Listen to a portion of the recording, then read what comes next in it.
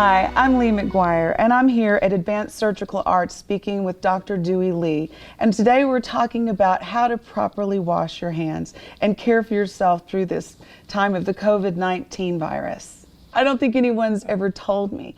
Could you share a little bit about that with me since we're in this season of COVID-19?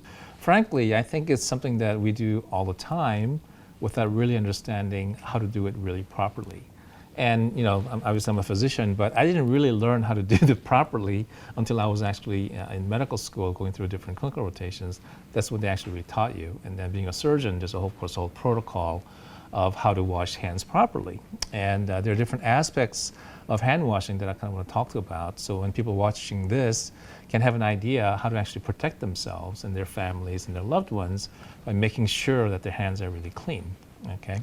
So there are different aspects to hand washing, not just washing with water and soap, but actually thinking about different parts of the hands. We never really talk about this because we got our hands, we grab things, we touch things, and we do all the stuff we do with our hands, but there are different parts of the hands that actually come into contact more with different places. And I think we touch our eyes and our noses and mouths more than we realize. Of course. I mean, I know I do that. Yes, and me too. I never really realized until recently when talk about, everybody's talking about, okay, to minimize infection, don't touch your face, and my hands automatically go to the different parts because I immediately want to touch my face as soon as someone says that. I want to touch exactly. That's a natural. At least reaction. they'll be clean if you show me how to do that. Natural. I mean, it takes time for bacteria or virus to actually penetrate the skin to get inside. So you have some time, after you contact, to get rid of that. The bacteria can penetrate the skin. It Yes. doesn't just go through the nose and the eyes and the mouth. Yeah, and actually, obviously, can carry it into the mucous membrane. So that's why you want to avoid eyes and the nose and touching your mouth. That's interesting. There's a much thinner,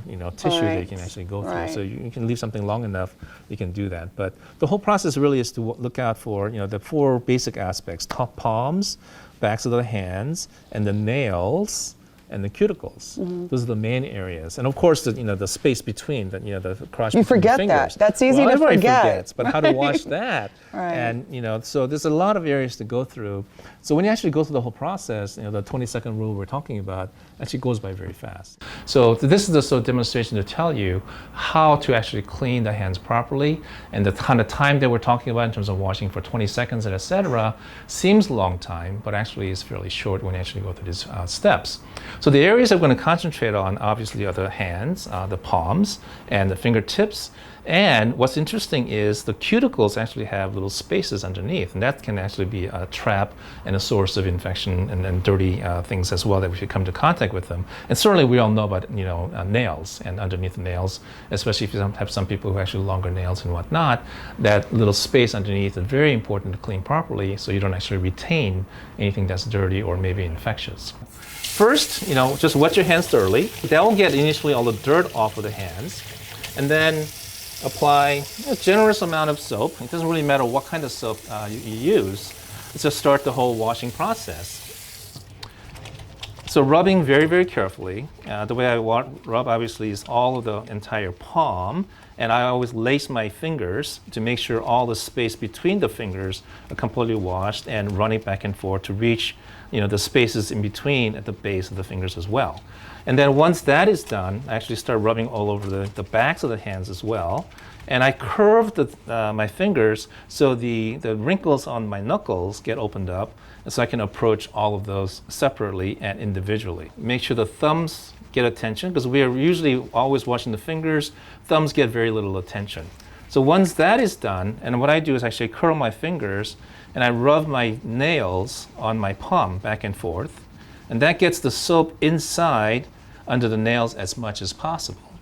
And then I rub my fingers over the cuticles individually as well. So that gets the soap inside the cuticles and the edge between the skin and the nail with some pressure. You want some pressure because you want to have the soap and the fluid go actually into that space. And when you actually go through this and do that thoroughly, 20 seconds go by in a flash, washing, and then basically go through the entire process and thoroughly rinse off.